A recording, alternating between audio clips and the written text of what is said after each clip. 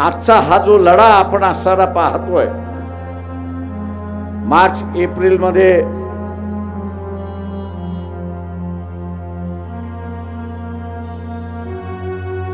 लोकसभेच्या निमित्ताने होणार, मनुस्मृती लागू झाली, ती मंदिरातून लागू झाली, देवळातून लागू झाली अशी असताना परिस्थिती, तिच्या जागी नवीन कायदा जो आला, संविधानाचा कायदा आला, तो मंदिरातून आला नाही, तर तो असणारा पार्लमेंट मधून आला, संविधान सभेतून आला अशी असणारी परिस्थिती आहे. आता जे सेंटर ऑफ पॉवर आहे हे धर्म नाहीये, मंदिर नाहीये, मंदिर नाहीये, देवळं नाहीयेत. आता सेंटर ऑफ पॉवर जे आहे हे पार्लमेंट झालेलं आहे, हे आपण लक्षात घ्या. उलटून टाकलेली मनूची व्यवस्था ही आपल्याला कायम ठेवायची असेल तर हे पार्लमेंट आपण आपल्या ताब्यात ठेवलं पाहिजे, हे लक्षात ठेवलं. जी घटना महाडला घडली, 27ला घडली,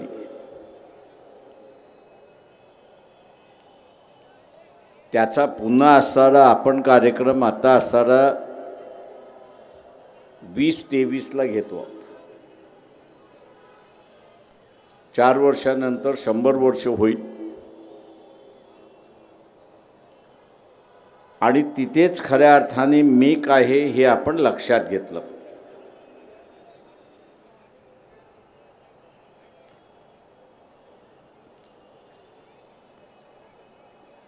हा व्यवस्थेचा भाग आहे असं मी त्या ठिकाणी मानतोय.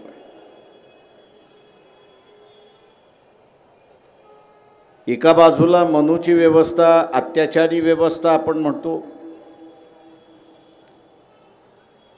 अधिकार हिसकावून घेणारी व्यवस्था आपण मानतो,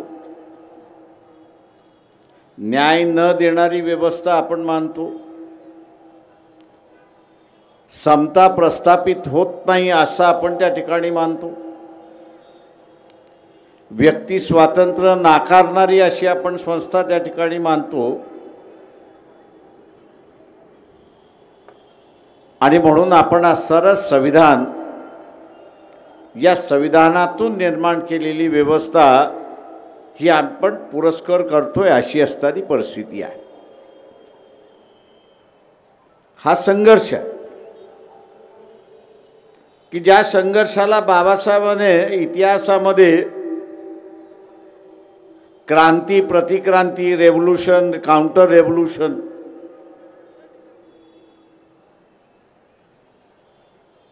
हा संघर्ष चालत राहिला. चार्वकाने केला, बुद्धाने केला, महावीराने केला, इथल्या संतांनी केला आणि आता आपण करतो. एक चिरंतन व्यवस्था आपण का निर्माण करू शकलो? खरा प्रश्न हा आहे.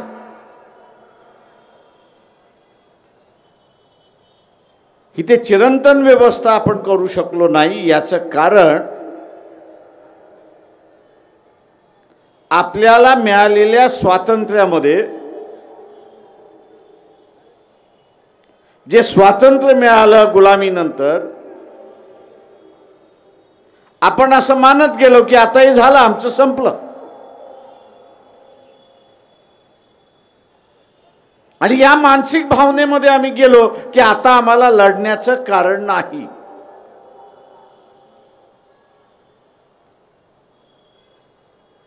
परंतु प्रत्येक पायरीवरती, पावलावरती, ती पायरी गाठायला, ते पाऊल टाकायला ताकद लागते, संघर्ष लागतो. आणि तो संघर्ष केला, ताकद लावली तरच आपण त्या पायरी आणि तो पाऊल त्या ठिकाणी टाकू शकतो.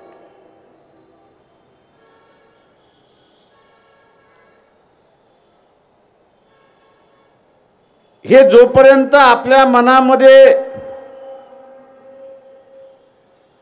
गिरवलेलं राहील तोपर्यंत आपण असणारा आपल्या केलेल्या क्रांतीच्या विजयाच्या बाजून जातो.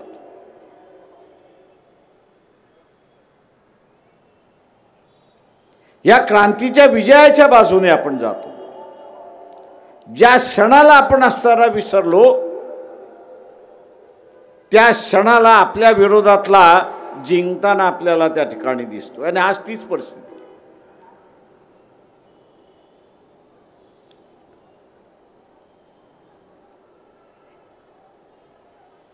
समाजामधलं एकोपा पाहिजे की समाजातला विभक्तपणा पाहिजे, हा त्याच्यातला महत्त्वाचा आहे. विषमता पाहिजे असेल, गुलामी पाहिजे असेल,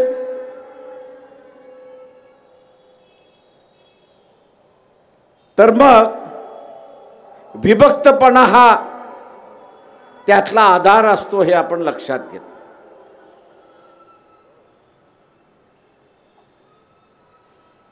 कारण का विभक्तपणा आला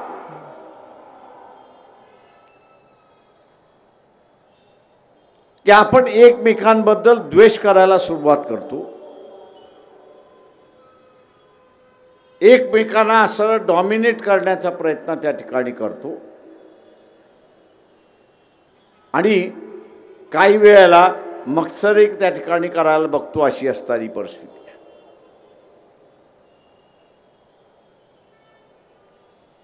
तो माझा नाही अशीच भावना आपली असणारी त्या ठिकाणी.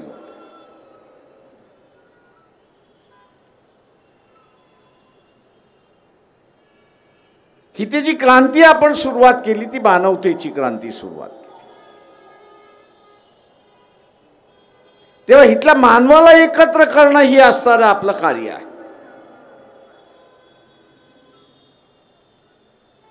आणि म्हणून आपण असणारा मानतो की आम्ही असणारा समूहाला एकत्र करण्याच्या मार्गावरती लागलेलो आहे. हा लढा विभक्त विरुद्ध एकता आणण्याचा भाग त्याच्यातला आहे.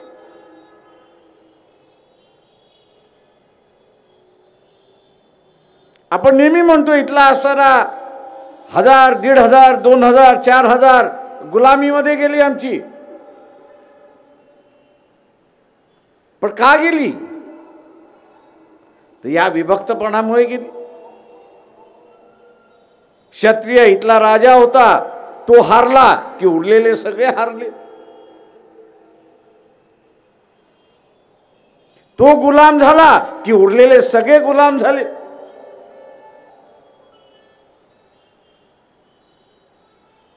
आणि या विभक्तपणामध्येच या देशाची गुलामी आहे.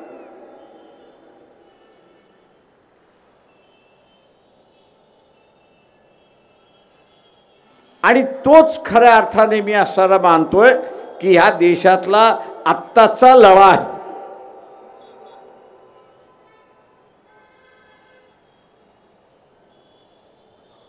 कारण का वर्चस्व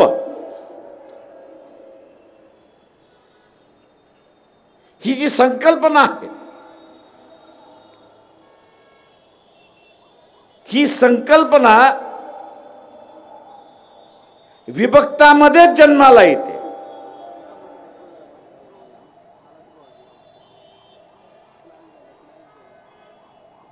वर्चस्वाची संकल्पना जी आहे ती विभक्तामध्येच जन्माला येते आणि टिकते.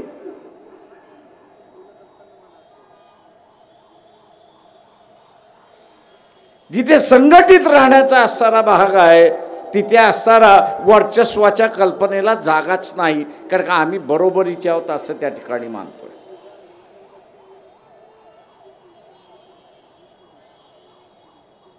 आजचा हा जो लढा आपण असणारा पाहतोय, मार्च एप्रिल मध्ये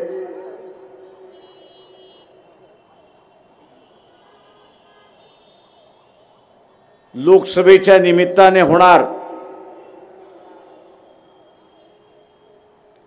मनुस्मृती लागू झाली, ती मंदिरातून लागू झाली, देवळातून लागू झाली, अशी असणारी परिस्थिती आहे.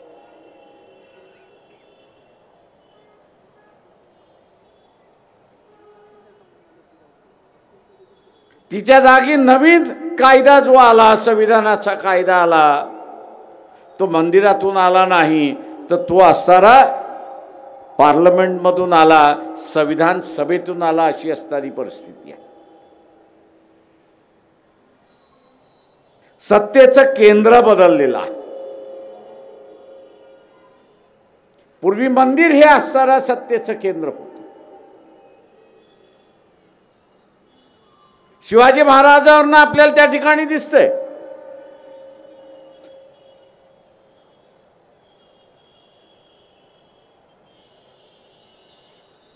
ते राजे होते पण मान्यता नव्हती. का धर्माने मान्यता दिली. आणि मग गागा भटाला बोलून ती धर्माने मान्यता मिळाली. त्यावेळेस सेंटर ऑफ पॉवर आपण जर म्हटलं तर हे धर्म होतं.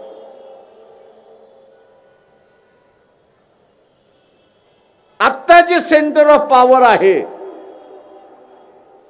हे धर्म नाहीये,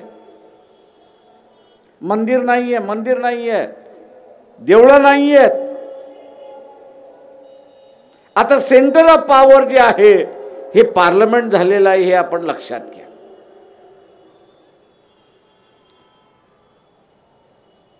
त्याच्यावरती ज्याचा ताबा त्याची व्यवस्था हे आपण लक्षात घ्या.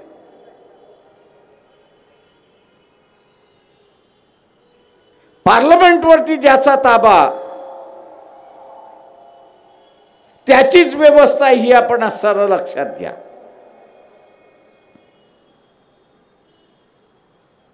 आणि म्हणून उलटून टाकलेली मनूची व्यवस्था ही आपल्याला कायम ठेवायची असेल तर हे पार्लमेंट आपण आपल्या ताब्यात ठेवलं पाहिजे, हे लक्षात ठेवलं पाहिजे. त्याच्यावरती जोपर्यंत आपल्या विचारांचा वर्चस्व आहे,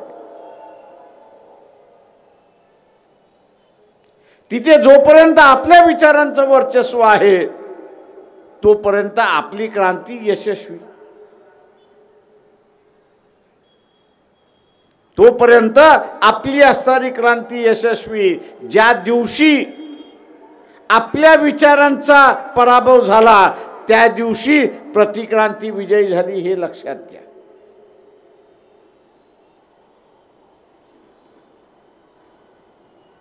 आणि म्हणून उद्याच्या असणाऱ्या कालावधीमध्ये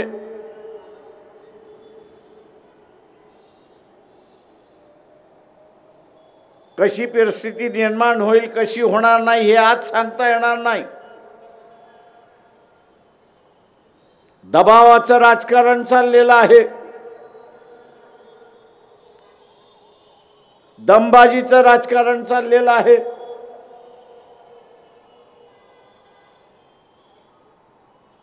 ब्लॅकमेलिंगचं राजकारण चाललेलं आहे. कशासाठी? तर मार्च एप्रिल मध्ये ज्या निवडणुका होतील त्या निवडणुका या प्रतिक्रांतीवाद्यांना जिंकायच्या आहेत आणि म्हणून त्यांचे हे प्रयत्न चालले. प्रतिक्रांतीवाद्यांना ते जिंकायचे आहेत आणि म्हणून त्यांचा असणारा प्रयत्न त्या ठिकाणी चाललाय. मी या सगळ्या ब्लॅकमेल होणारे जे आहेत किंवा ज्यांना केल्या जात आहे त्यांना असणारा एवढंच सांगणार आहे की वाघ म्हटला तरी खातो आणि वाघोबा म्हटला तरी खातो. इलेक्शनच्या अगोदर सांगितलं जाईल आम्ही काही कारवाई करत नाही, तुम्ही असणारे एकत्र येऊ नका.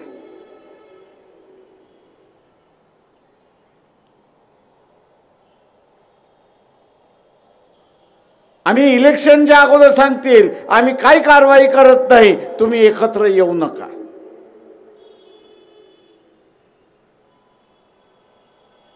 एकदा दगडाखालचा हात खाली निघून गेला, दगडाखालचा हात निघाला तर मग हाच वाघ वाघोबा होऊन खायला सुरुवात होईल, अशी असणारी परिस्थिती. खायला होईल अशी असणारी परिस्थिती आहे.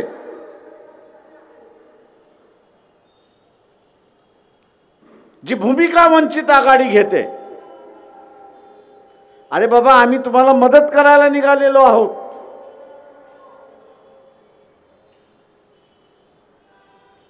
काँग्रेसवाले असतील, राहुल गांधी असतील,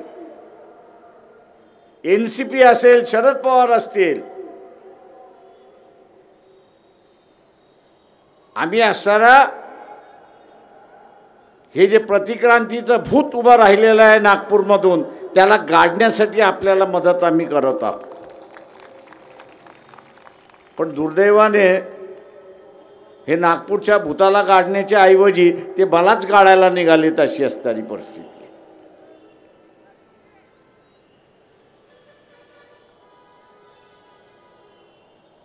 मग कधी मुसलमान शोधतात, कधी अमुक शोधतात.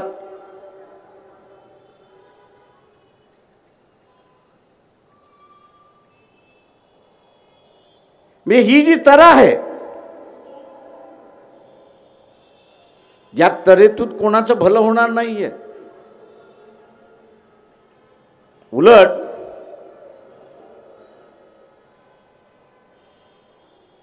दोन 2024 नंतर एक एक करंट खादल्या जातील आणि शिरलेलं कोणीच उरणार नाही, अशी परिस्थिती आहे.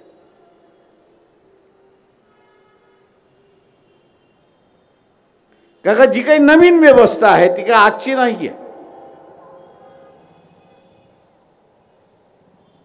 जे नागपूरमध्ये आपण बसलोय त्यांनी असताना 50 साली सांगितलं की हे संविधान आम्ही मान्य करणार नाही, आम्हाला संधी मिळू द्या, आम्ही हे संविधान उलटून टाकल्याशिवाय राहणार नाही, ही घोषणा केलेली आहे. आणि संधी आल्यानंतर कोण उलटून टाकणार नाही, कारण का पुन्हा वर्चस्वाचा मार्ग मोकळा होतोय.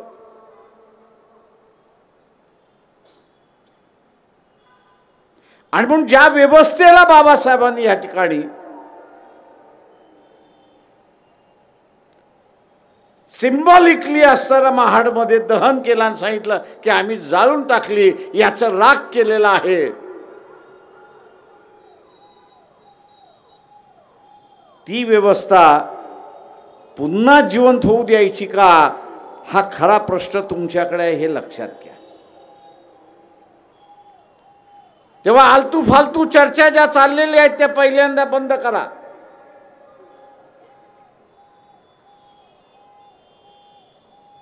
जो शिकलेला आहे, राखीव जागेवरती लागलेला आहे,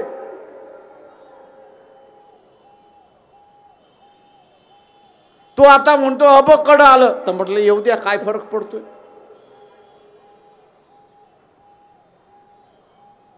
दुखतंय पण बोलता येत नाही.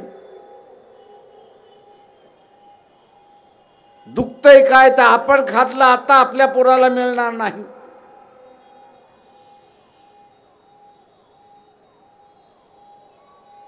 आणि आम्ही तुम्हाला जेव्हा सांगत होतो, अरे बाबा तुम्ही आरक्षण वर्गामध्ये हुशार आहात,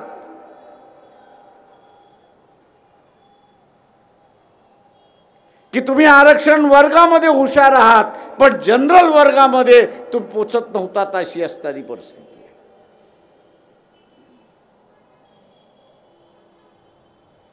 किंवा याही वर्गाला मी असताना सांगतोय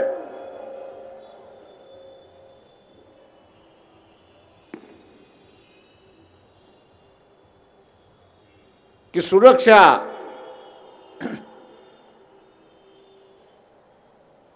ही व्यक्तिगत नसते, तर ती सिस्टम मध्ये असते.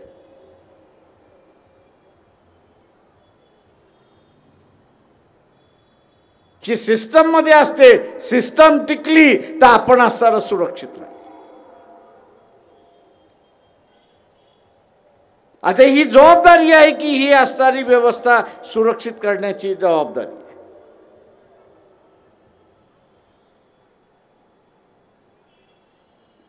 उद्या काय घडेल काय घडणार नाही हे सांगता येत नाही. कोण म्हणते मी 23 जागा लढेन, कोण म्हणते अमुक जागा लढेन. अरे आम्ही त्यांना म्हणतोय पहिल्यांदा जागा सोडा. मोदीचं भूत जे बसलेलं आहे ते पहिल्यांदा उतरवा.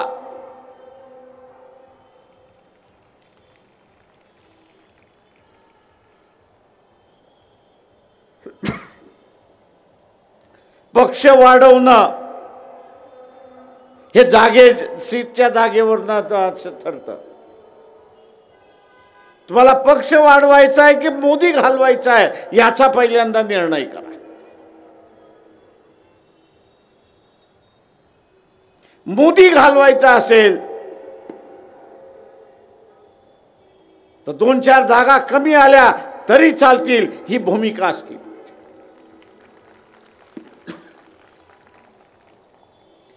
नाही तर मला एवढ्याच जागा पाहिजे, मोदी तुमच्या बोकांडी बसल्याशिवाय राहणार नाही आणि तुम्ही तिहार जेलमध्ये गेल्याशिवाय राहणार नाही. चुका माणसांकडून होतात नाही असं नाही. मोदीने चुका केल्या नाहीत असं कोणी म्हणत असेल तर साफ चुकीचं आहे.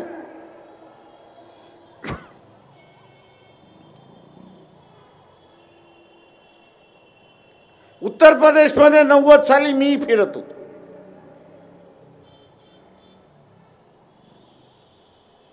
उत्तर प्रदेशमधल्या बिहारमधल्या काही भागांमध्ये संध्याकाळी 7 वाजले की आज जशी आपण गाडी चालवतो तशी गाडी चालवता येत नव्हती. तिथेही कॉन्वॉय यांनी असताना चालवायची अशी असताना परिस्थिती होती.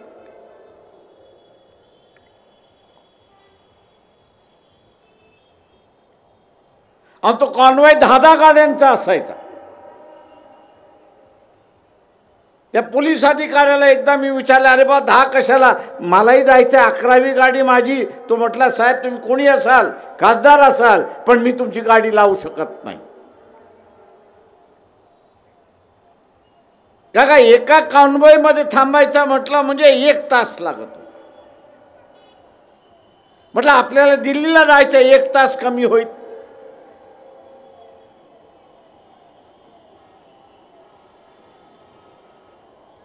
तो म्हटला मी तुम्हाला सोडू शकत नाही.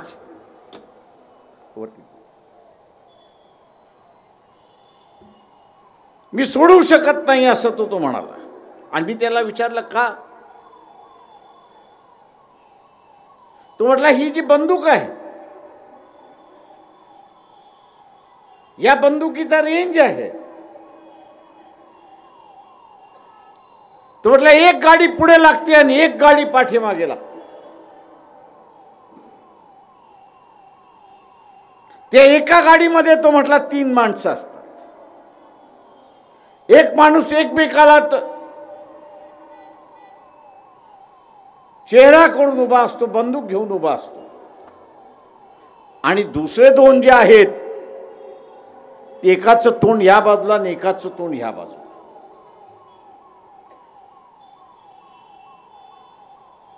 तर म्हटलं ह्याचं कारण काय. तेव्हा तो म्हणाला की गाडी कॉन्वॉय रेंज मध्ये असेल, या बंदुकीच्या रेंज मध्ये असेल तर आम्ही तुम्हाला वाचवू शकतो, या बंदुकीच्या रेंज मध्ये नसेल तर आम्ही तुम्हाला वाचवू शकत नाही. मोहन भागवत माझा असताना आपल्याला सवाल आहे.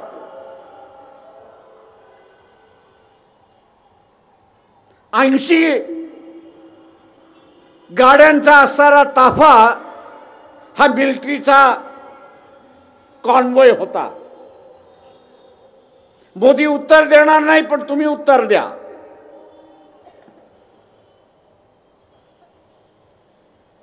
ऐंशी गाड्यांचा ताफा होता.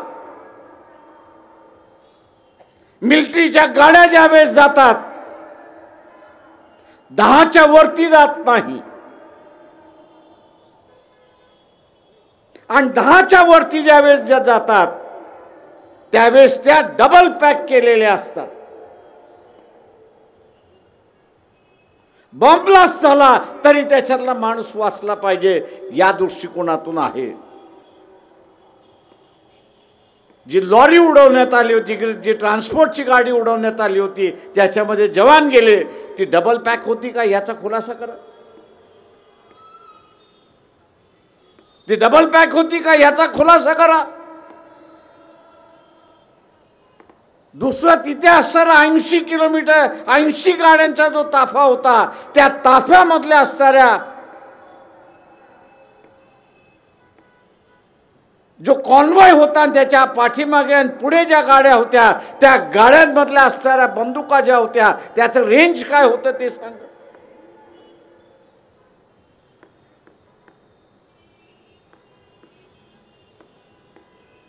त्या 10 गाड्यांचा जर रेंज असता तर कदाचित त्या कॉन्वॉयला सुरक्षित देणारा पोलीस जो होता त्यांनी असणारा फायरिंग तरी केला आणि येणाऱ्या ठोकणाऱ्या गाडीला त्या ड्रायव्हरला त्यांनी उडवलं असतं अशी परिस्थिती.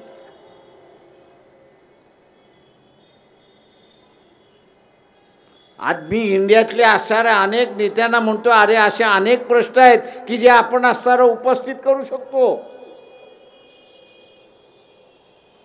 या 56 इंच छातीमध्ये गाठे आणि फोकले एवढंच बसलेलं आहे, दुसरं काहीच नाही आहे. गाठ्या आहे आणि असणारा फाफडा आहे, त्याच्या पलीकडे काहीच नाही आहे.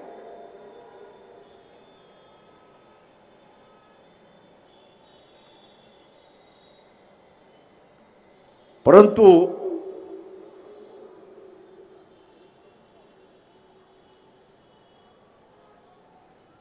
तुम्ही एकत्र आलात तर आमचा भेजा आम्ही तुम्हाला देतो ना.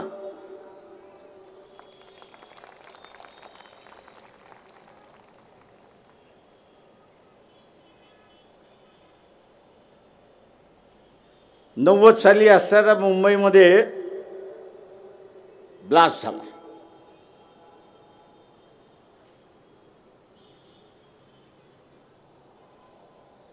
कोणी केला आपल्या सगळ्यांना माहिती आहे. आणि आता पुन्हा त्या दाऊदचं नाव घेऊन बातम्या यायला लागल्या.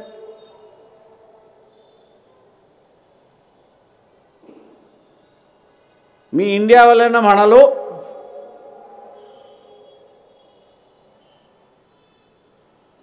काही गोष्टी तुमच्या चुकलेल्या आहेत, तशा काही गोष्टी नागपूरकरांच्याही चुकलेल्या आहेत.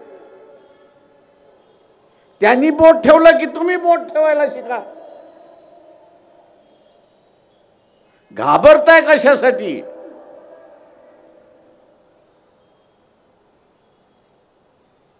मी असं मानतोय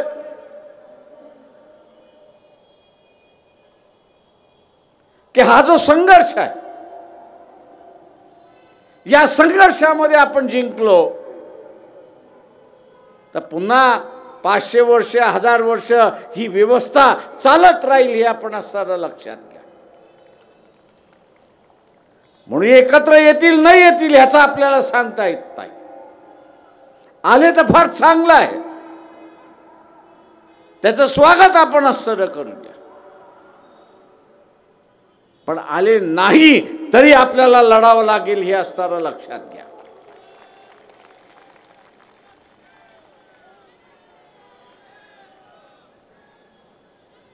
आणि ते लढायचं असेल तर आजपासून आपण ठरवलं पाहिजे.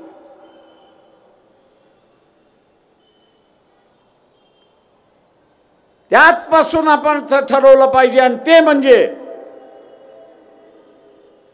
की फालतू चर्चा सगळी बंद. एकच चर्चा की मी ज्या मतदारसंघातला आहे, मग नागपूरमधला आहे तर नागपूर लोकसभा, नागपूर ग्रामीण असेल तर नागपूर ग्रामीण लोकसभा, भंडारा गोंदिया असेल तर भंडारा गोंदिया, चंद्रपूर असेल तर चंद्रपूर, वर्धा असेल तर वर्धा, अमरावती असेल तर अमरावती, गडचिरोली असेल तर गडचिरोली. या आम्ही जिंकल्याशिवाय राहणार नाही ही खुणगाठ आपण त्या ठिकाणी बांधली.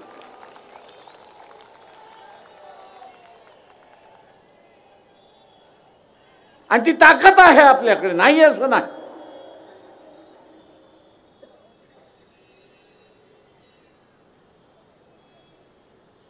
फक्त विचलित होऊन त्या ठिकाणी चालणार नाही. शिकारी जसा शिकार करायला जात असताना त्याची शिकारावरती नजर असते, त्याच पद्धतीने मी ठरवलं पाहिजे, आपण सगळ्यांनी त्या ठिकाणी ठरवलं पाहिजे की ह्या लोकसभा आम्ही जिंकल्याशिवाय राहणार नाही आणि जे जे करावं लागेल ते आम्ही केल्याशिवाय राहणार नाही.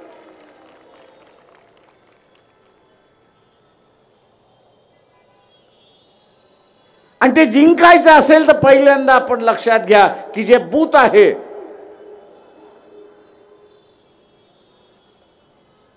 की जिथे 800-1200 मतदानाचं बूथ आहे, त्या 800-1200 मतदानाच्या बूथवरती मी असणारा ज्या पक्षाला सपोर्ट करेन त्या पक्षाला किमान 500 मतं जातील हे मी बघेन. 500 मतं जातील हे बघेन. मग विकत घ्यावे लागले तरी विकत घेईन, मैत्री करून घ्यावे लागले तर मैत्री करून त्या ठिकाणी घेईन, पण घेईनच. ही खूनगाठ त्या ठिकाणी बांधली पाहिजे. उमेदवार येईल न येईल, उमेदवार येईल न येईल, उमेदवाराची वाट न बघता मीच उमेदवार आहे हे ठरवून आपण इलेक्शन मध्ये उतरला पाहिजे हे लक्षात घ्या.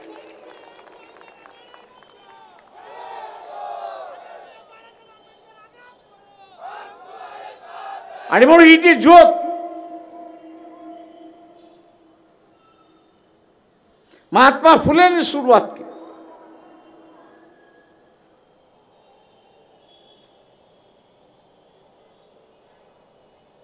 ती कायम पेटत राहिली पाहिजे, ती जिवंत राहिली पाहिजे.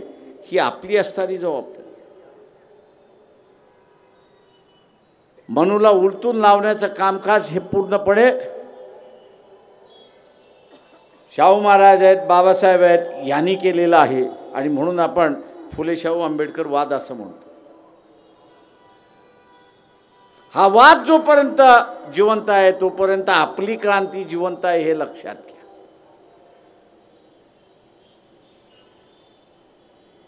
उद्या आपली क्रांती जिवंत आहे आणि ती क्रांती ही जिवंत ठेवणं म्हणजेच बाबासाहेबांनी 27 साली जी मनुस्मृती जाळली तिला कायम गाडून ठेवणं हे आपलं असणारं कामकाज आहे.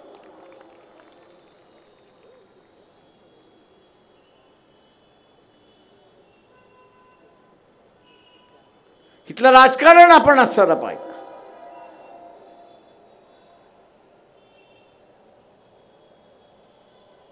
तर आम्ही सर्व हिंदूंना एकत्र करतोय म्हणून सांगितलं जातं.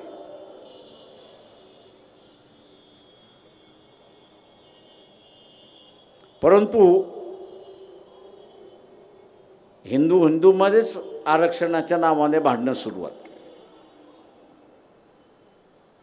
मराठा ओबीसीच्या विरोधात उभा राहिला, धनगर असेल, कोळी असेल, माधव कोळी असेल, हा आदिवासीच्या विरोधात उभा राहिला. आता इथे अबकडं सुरुवात केलं तर अबकडं सुरुवात केल्यानंतर सगळ्या SC ST मध्ये असताना भांडणं सुरुवात करून दिली. म्हणजे बापात बाप नाही, लेखात लेख नाही अशी अवस्था निर्माण करायची. आणि यांच्या ह्याच्यावरती मुलायमा द्यायचा.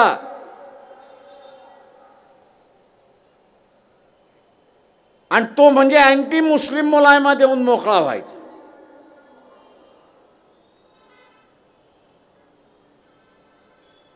इथल्या हिंदूंना एकत्र करायचं असेल तर कधी आरक्षणाच्या नावाने, कधी अँटी मुस्लिमच्या नावाने,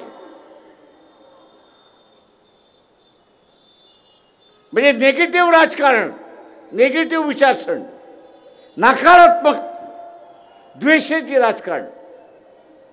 RSS वाल्यांना सांगतो की तुम्हाला असणारा सगळ्या हिंदूंना एकत्र यायचं असेल तर एक कार्यक्रम मी तुम्हाला देतो, एकच कार्यक्रम देतो.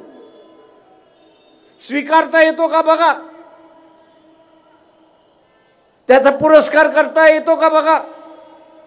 कोणाची प्रॉपर्टी आपल्याला हिसकावून घ्यायची नाही, कोणाचं घर आपल्याला हिसकावून घ्यायचं नाही.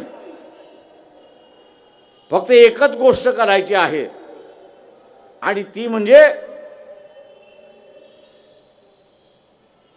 एक हिंदू थिओलॉजिकल युनिव्हर्सिटी उभी करायची.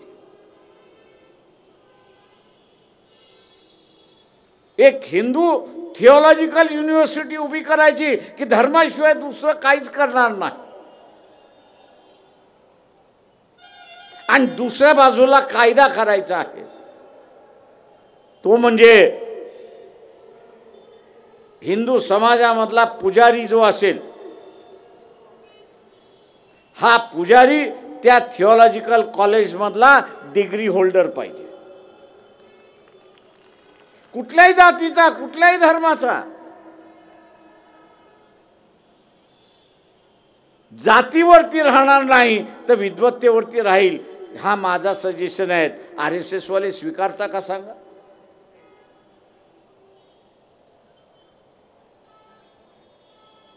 आपण कोणाला प्रॉपर्टी हिसकावून घेण्याचं म्हणत नाही. एकोपणा आणायचा आहे. आज माळी असेल ते त्यांच्यामधला सुद्धा पुजारी आहे, धनगर आहे त्यांच्यामधला सुद्धा पुजारी आहे, तेलीमधला आहे तो त्यांच्यातला पुजारी आहे. हा त्याच्याच समाजापुरता पुजारी आहे, तो हिंदू समाजाचा पुजारी होत नाही. तो हिंदू समाजाचा पुजारी होत नाही. मी जी संकल्पना आपल्या पुढे मांडतोय की आपण जो पुजारी करणार आहोत तो हिंदू धर्माचा पुजारी त्या ठिकाणी होणार आहात, मान्य करणार असाल तर मी हात पुढे करायला तयार आहे. पण त्याचबरोबर मी जसं म्हटलं की जातीवरचा पुजारी होणार नाही याचा पार्लमेंटचा कायदा त्या ठिकाणी झाला पाहिजे. शिक्षण आणि विद्वत्तेवरती इथला असणारा पुजारी होईल. जात व्यवस्थेचा पुजारी बॅन केला जाईल, बंद केला जाईल, नाकारला जाईल. ही व्यवस्था आपण स्वीकारता का? तर इथला असणारा समाज एकत्र आपल्याला त्या ठिकाणी करता येईल. बघा, विचार करा, जमतंय का? नाही तर आपला संघर्ष हा चालत राहणार. तुम्ही विभक्तवाद वाढवत जाणार आणि आम्ही असं एकत्र करणारा वाद त्या ठिकाणी चालवत राहू. आणि म्हणून मित्रो, ही जी फालतू चर्चा चालते ना ती जरा बंद करा. ताटात काय वाढले ते असं पहिल्यांदा बघा. आत्ताच्या ताटामध्ये जे वाढलेलं आहे ते इथला असणारा लोकसभा ही आपल्या विचाराने त्या ठिकाणी चालली पाहिजे, ही आपल्या ताटातलं वाढलेलं आहे. आणि उद्याची लोकसभा ही आपल्या शाहू फुले आंबेडकर वादाने त्या ठिकाणी चालली पाहिजे. तर या विचाराचाच माणूस तिथे जाऊन पोचला पाहिजे, हे आपण लक्षात घ्या. आणि मग त्यासाठी मी माशी म्हटल्याप्रमाणे जे करायचं आहे ते करण्यासाठी आपण सज्ज राहा, एवढंच बोलतो आणि आपली रजा घेतो. जय भीम, जय भारत.